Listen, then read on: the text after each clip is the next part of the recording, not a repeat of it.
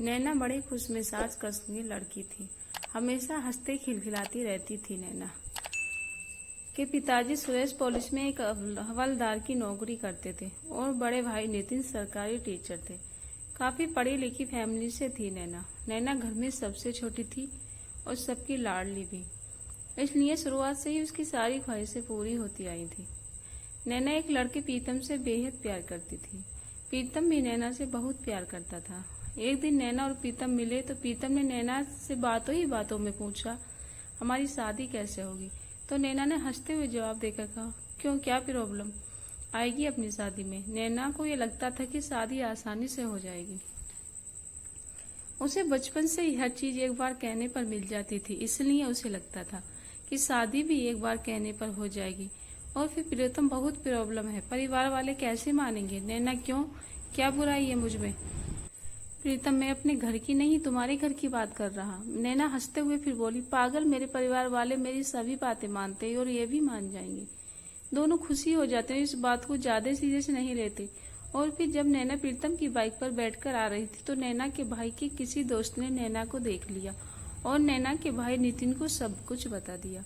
जब नैना घर गई तो सब नैना का इंतजार कर रहे थे। नैना की भाभी अपने पति नितिन से बार बार कह रही थी कि ज्यादा मत डांटना। और जैसे ही नैना आई, नैना के पापा ने नैना से पूछा, कहाँ गई थी बेटा? और दूसरी तरफ से नितिन बोला, सच बताना, झूठ नहीं। तो नैना समझ गई कि इन्हें शायद पता चल गया है, इसलिए नैना ने सच बताते हुए बोला, पापा, भैया, मैं प्रीतम से मिलने गई थी। भैया गुस्से में नैना से कहते हैं, कौन है ये प्रीतम? नैना, भैया गुस्सा क्यों कर रहे हो? पीछे से नैना की भाभी बिमला देवी आई और कहने लगी, चलो मेरे साथ कमरे में। और फिर बिमला अपने पति को इशारा करते हुए नैना को अपने कमरे में ले गई। इसके बाद नैना ने शांति से पूछा, ये प्रीतम कौन है? नैना मुंह लटकाए बैठी थी। बिमला दोबारा पूछती है, बताओ कौन है प्रीतम? नैना रोते हुए कहती है, आप पहले बताओ, भैया ने क्यों चिल्लाया मुझ पर? भाभी, अरे भैया है, फिक्र होती है, उन्हें किसी अनजान के साथ घूम रही थी, इसलिए नैना पहले तो कभी नहीं चिल्लाई। नैना को भी ये लग रहा था कि प्यार शादी छोटी सी बात है। बिमला, तो कौन है ये प्रीतम, बता क्यों नहीं रही? नैना कुछ देर चुप रहती है, उसके बाद बिमला दोबारा पूछती है। नैना जवाब देती है और कहती है, प्यार करते प्रीतम और शादी करना चाहते। नैना की भाभी इतना सुनकर बाहर चली गई। बाहर जाकर अपने पति नितिन को बुलाया और उससे बताया और कहा, नैना प्रेम करती है उस लड़के से और शादी करने को कह रही है। ये सुनकर नितिन बाहर से ही नैना को डांटते हुए कहता है, नहीं हो सकता ये, और आज के बाद उससे मिलने गई तो बहुत पिटाई होगी तुम्हारी। नैना डर जाती है और अब उसे समझ आता है कि शादी हंसी खेल नहीं है और जैसा वो सोचती थी वैसा होना बहुत मुश्किल है। उसके बाद नैना प्रीतम को मैसेज करती है, घर पर कोई नहीं मान रहा शादी के लिए, क्या करें? प्रीतम चौंक जाता और कहता, तुमने बता दिया क्या घर पर? नैना, हाँ, उन्होंने पूछा तो बता दिया। प्रीतम, पागल हो तुम बिल्कुल। उसके बाद नैना अपनी भाभी से पूछती है और क्या कहती है, क्यों नहीं मान रहे भैया, क्या प्रॉब्लम है? बिमला ने नैना को समझाते हुए कहा, देखो नैना, वो लड़का नीची कास्ट का है, तुम्हारे भैया सब पता कर लिया, इसलिए नहीं हो सकती शादी। नैना को कास्ट से क्या होता, कुछ भी हो जाए उसी से करूंगी शादी, कह देना आप भैया से। फिर नैना के पिता और भाई दोनों नैना के लिए लड़का देखते हैं और नैना को बिना दिखाई शादी फिक्स कर देते हैं और इस बात की कोई नैना को भनक तक नहीं पड़ने देता। और फिर एक दिन घर की सजावट होती है और फिर नैना अपनी भाभी के पास जाकर पूछती है, ये सब घर को क्यों सजा रहे हैं? भाभी खुश होकर कहते हैं, क्योंकि कल तुम्हारी सगाई है। नैना एकदम से शौक होकर खड़ी हो जाती है और भाभी से कहती है, मुझे नहीं करनी सगाई वगाई भाभी, और रोने लगती है। बिमला उसे कमरे में ले जाती है और कहती है, देखो सब रिश्तेदार देख रहे हैं, ऐसा मत रो। नैना गुस्से में, देखने दो, लेकिन ये सगाई और शादी नहीं करूंगी। और फिर भागकर अपने कमरे में चली जाती है। कमरे में जाकर प्रीतम को फोन करके कहती है, कल मेरी सगाई हो रही है, किसी ने मुझे बताया नहीं, अब मैं क्या करूं? प्रीतम, मैं तुम्हारे फोन का ही इंतजार कर रहा था, मुझे सब पता चल गया। नैना रोते हुए, क्या करें प्रीतम, धीमी आवाज में कहता, देखो अब एक ही रास्ता है, भाग चलो। नैना घबराते हुए कहती, कैसे प्रीतम?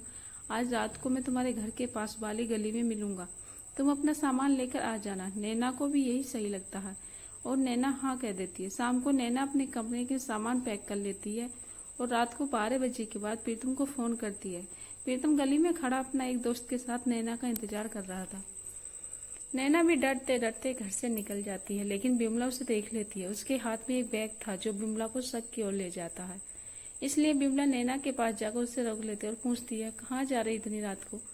नैना घबरा जाती है और जल्दी से कहती है, कहीं नहीं कहीं नहीं। विमला नैना का हाथ पकड़ के एक तरफ ले जाती है, नैना को अपने गहने उतार कर देती है और कहती है अपने साथ ले जाओ, काम आएंगे। और कहती है और सुनो, तुम अपने साथ अपने भाई पिता सबकी इज्जत लेकर जा रही हो। नैना रोते हुए अपनी भाभी को गले लगाती है और कहती है, क्या करे भाभी, मैं प्रीतम से नहीं बिना नहीं रह सकती, आप कुछ करो प्लीज। विमला नैना को समझाकर चुप कराती है और कहती है, देखो तुम्हारे भाई और पापा ने तुम्हारी सारी जिदें पूरी की हैं, तुम्हें भी पता है ये बात, क्या तुम उनके लिए इतना नहीं कर सकती। नैना, लेकिन आप ही बताओ, मैं उस लड़के को जानती तक नहीं, मैंने उसे देखा है, उसके साथ कैसे खुश रहूंगी। विमला, मैं भी तुम्हारे भैया को नहीं देखा था, लेकिन मैं खुश हूं। नैना, आपने किसी से प्यार नहीं किया था, आपको तो किसी ना किसी के शादी करनी ही थी। विमला, ठीक है, अगर तुम अपने भाई पिता के बगैर रह सकती हो तो चली जाओ, मैं तुम्हें नहीं रोकूंगी। नैना चुप रह जाती है और अपना बैग रख देती है। उसके बाद विमला नैना को उसके कमरे तक ले जाती है और कहती है, देखो नैना, तुम एक इंसान के लिए अपना परिवार कैसे छोड़ सकती हो। नैना विमला की बात से सहमत हो जाती है। नैना का फोन बजता है, उसे प्रीतम का फोन आ रहा था। नैना अपनी भाभी को फोन देती है। विमला प्रीतम से फोन उठाकर बात करती है और उससे कहती है, वो नहीं आ रही है प्रीतम, तुम घर चले जाओ, उसे हमेशा के लिए भूल जाओ। प्रीतम रोने लगता है और कहता, भाभी मैं नहीं रह पाऊंगा उसके बिना, प्लीज भेज दीजिए। विमला फोन देती है और नैना को लिटाकर सोचते सोचते अपने कमरे में जाती है। सुबह होते ही नैना की सगाई की तैयारी होने लगती है, लेकिन विमला सोच में डूब रही थी और सोच रही थी कि ये गलत हो रहा है। मैं सीधे अपनी सास के पास जाती और कहती है, मम्मी जी, आपको नहीं लगता ये गलती हो रही है। मम्मी जी क्या करें, बहू अपनी नहीं चलेगी इस घर में। और विमला चुप रह जाती है। सब कुछ चुपचाप देख रही थी विमला। उसे नैना पर तरस आ रहा था, इसलिए विमला अपने पति के पास गई, उससे कहा, ये गलत कर रही हैं आप। नितिन, क्या विमला, उसकी शादी जबरदस्ती मत करवाओ, वो खुश नहीं रह पाएगी। नितिन गुस्से में विमला को थप्पड़ मारता है और कहता है, अब तू बताएगी क्या सही है और क्या गलत। नैना ने ये सब बाहर से देख लेती है। रात के 8 बजे थे और नैना तैयार अपने कमरे में बैठी थी। विमला उससे बुलाई गई तो नैना ने विमला को गले लगाया और कहा, आप परेशान मत हो ना भाभी, मैं खुश हूँ। इतना कहते ही नैना चुप रह जाती है और विमला के गले से लगकर सबको हमेशा के लिए छोड़कर चली जाती है। विमला चिल्लाती है, जोर जोर से रोने लगती है। भाभी भागकर नैना के कमरे में जाती है और देखते हैं कि नैना विमला की गोद में लेटी है और सबको छोड़कर जा चुकी है। कोई कुछ बोलने लायक नहीं बचा था, सब शांत से हो गए थे। प्रीतम को पता चलता है कि प्रीतम नितिन और नैना के पिता की जिम्मेदार ठहराता है। प्रीतम नैना की यादों में अब तक जूझ रहा है, लेकिन नैना का पूरा परिवार अपनी जिद के चलते अपने आप को कोसत रहा है। दोस्तों, आशा करती हूँ कहानी आप लोगों को पसंद आई हो, तो प्लीज़ वीडियो को लाइक शेयर कीजिए और हर रोज नई कहानी पढ़ने के लिए चैनल को सब्सक्राइब कीजिएगा। धन्यवाद।